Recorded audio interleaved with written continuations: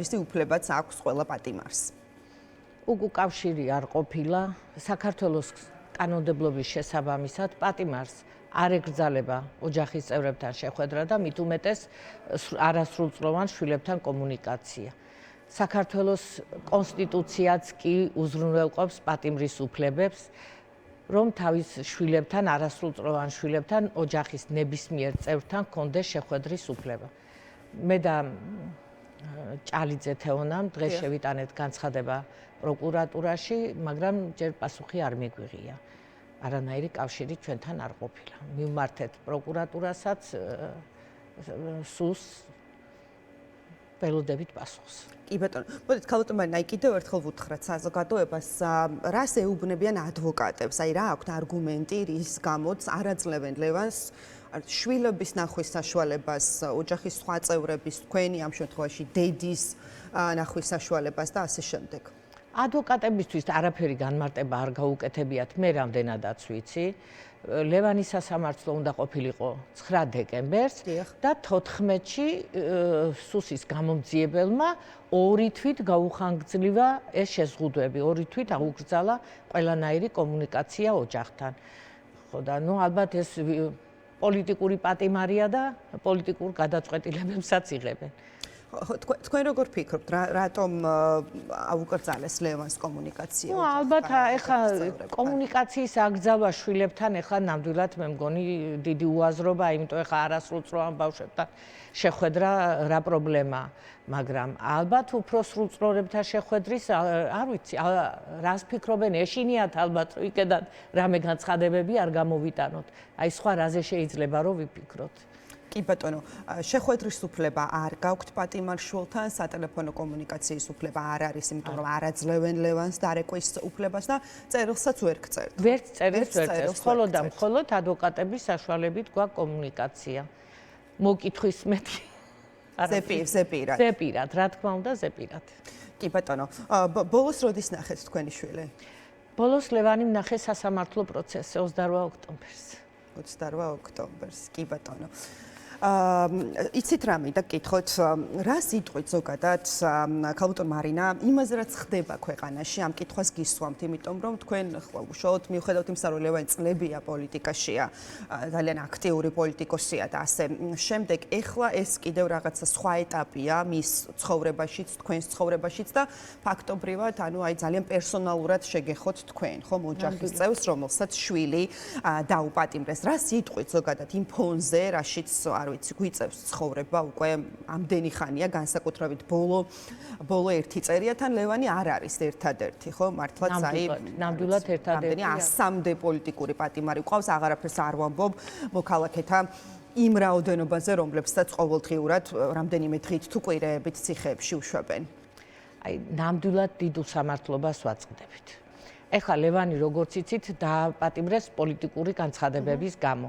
ანუ პოლიტიკოს აუგრძალეს პოლიტიკური განცხადებები, თვითონაც უამრავ რამეს პირდებოდნენ ხალხს, მაგრამ არაფერი არ შეუსრულებიათ, ხო?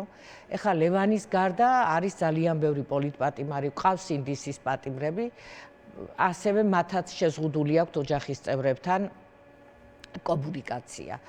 უბრალოდ აი შერჩევითი სამართალია რა. ვისაც უნდა ყველაფერს პატიობენ, აი მაგალითად ახლა მე კი არავის პატიმრობა არ მიხარია, მაგრამ მილიონები მოიპარეს თავისუფლებაზე არიან. ლევანი იცით თქვენ რომ ეხა წეღან კადრი გადიოდა სიკვდილის პირას მიიყვანეს. არ ვიცი, სასწაულად გადამირჩა შვილი, არავის პასუხი არ უგია ამაზე. მაგრამ თუ გახსოვთ, თუ არ ვცდები ლორდ ქიფანიძე იყო პარლამენტის წევრი, რომელსაც ღილი აწყდა. და ძველი ამბავი გაიხსენეთ სხვათაშორის. იცით რა პარალელი უნდა გავაკეთოთ რა. ღილის აწყვეტის გამო, პიჯაკზე ღილის აწყვეტის გამო 2 ბიჭი პატიმრობაში იყო 9 თვის განმავლობაში. და ჩემი შვილი სიკვდილის პირას მიიყვანეს და დღემდე არავინ არ დასჭილა. ლევანიც იმიტომ აკეთებდა იმ განცხადებებს და იმიტომ მოუწოდებდა პოლიციის თანამშრომლებს, განსაკუთრებული დეპარტამენტის თანამშრომლებს, რომ ხელი არ აეწიათ მოსახლეობაზე, ახალგაზრდებზე ხელი არ აეწიათ და სისხლი არ დაეღვარათ. იმიტომ მან საკუთარ თავზე გამოცადა რა იყო ის ცემა და რა ვიცი, ყველაფერი უბედურება იცი თქვენ მოყვა ლევანი ეთერში. პარლამენტში მოყვა ყველაფერი, მაგრამ რეაქცია ნული. რასაც შემდეგ როგორც ვიცი, ასევე ჯანმრთელობის პრობლემები დიდი პრობლემები შეექმნა, იმიტომ რომ მოუწია საზღვარგარეთ ამერიკაში თავის ძმასთან წავიდა.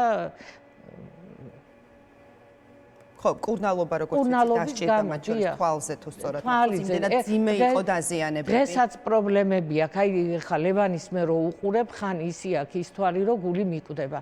მაგრამ მარტო ჩემი შვილი არ არის, მე ყველა დედის სახელით ვლაპარაკობ. ყველა პატიმრის დედის სახელით ვლაპარაკობ. ყველა ის პატიმარი ჩემი სადგივარია. აი მართლა ყველანი, აი ყველაზე განვიცდი. მე არა რომ მარტო ჩემი შვილია პატიმარი, არა, მე ყველა დედის სადგივარი მტკივა. სხვათა შორის ერთხელ კომენტარი გამიკეთა ვიღაცამ. სად იყავი, როცა გირგვლიანის მოკლეს. ვინ რა იცის მე როგორ განვიცდიდი გირგვლიანის დედის მდგომარეობას. შეზრული ვიყავ იმ ქალის მდგომარეობით, მაგრამ იმ ხალხს საერთოდ არ ადარდებს გიგა ავალიანის დედის აი შემზარავი ტირილი. პედაგოგებისაც მიკვირს. მე 28 წლიანი სტაჟი მაქვს პედაგოგობის და აი მართლა მიკვირს, ხმას არ იღებენ საერთოდ. ამ უსამართლობის წინააღმდეგ ხმას არ იღებენ. მაგრამ იმდენად დაშინებულები არიან, დამიჯერებთ, რომ ჩემს კოლეგებს, რომლებთანაც წლები გავატარე, დარეკვისაც კი ეშინიათ. თქვენთან დარეკვისას? ჩემთან დარეკვისაც ეშინიათ. აი, ერთ სიტყვას არ ვამეტებ. 20 წელი, 21 წელი ერთ კაბინეტში ვიჯექით. ერთმანეთს ლუკმას უყოფდით და აი ხალხსაც კი ეშინია, რომ დამირეკოს და მოიკითხოს ჩემი შვილი როგორ არის. აი ესეთ მდგომარეობაში ვართ, აი ესეთი გაუსაძლისი სიტუაცია.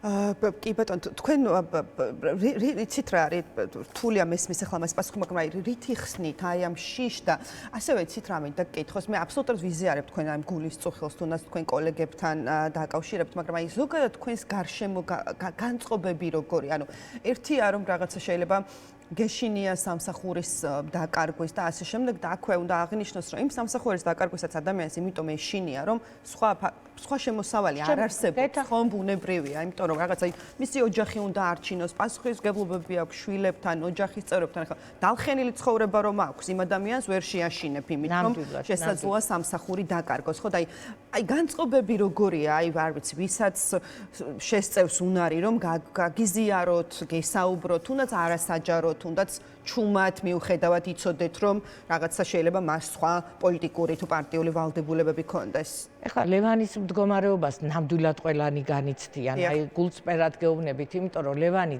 ძალიან ბევრ ადამიანს უყვარს, მაგრამ ხომ გეუბნებით შიში იმდენია, ეხლა მე ძირთადად პედაგოგებზე მაქვს საუბარი. შიში იმდენი ისეთი ძლიერია, რომ აი უჭირთ ის კომუნიკაცია, დარეკვა, იციან რომ ტელეფონები ისმინება. მეც ხშირად მისმენენ ხოლმე, ხვდებით ახლა რომ ჩაირთვებიან და მე რომ მასხრობდი ხოლმე სანამ ლევანის დაიჭერდნენ, მე ისეთი არაფერი არ ვიცი, რასაც ჩემი შვილი ტელევიზიით არ საუბრობს. ისე ელოდით ხო ლევანის დაკავებას ქონდათ ეს დაკავებას როგორ არ ველოდი, მე სულ მეშინოდა. უფრო მეტად მეშინოდა არ მოკლან მეთქი, აი მცემის შემდეგ ყოველთვის იმის შიში მქონდა რომ არ მოეკლათ. აი მაშინაც მართლა ღმერთმა გადაარჩინა ჩემი შვილი და მისი სიცოცხლე ღმერთმა მაჩუქა. კი ბატონო, და არ ვიცი ქალბატონ მარინა ლევანს რამდენად აქვს იმის საშუალება რომ რაღაც ეკრანებს, ტელევიზორს აჩვენ, ადევნოს თვალი. მე მგონი რაღაც კონკრეტული საათებია, როცა ალბათ აძლევენ მას ამის უფლებას და არ ვიცი თუ რადგან არ გაძლევენ არც სატელეფონო კომუნიკაციის საშუალება გაქვთ, არც პაემნების და ასე შემდეგ. რა ვიცი თუ გინდათ უთხარით რამე, არ ვიცი თუ გვისმენს რას ეტყოდით.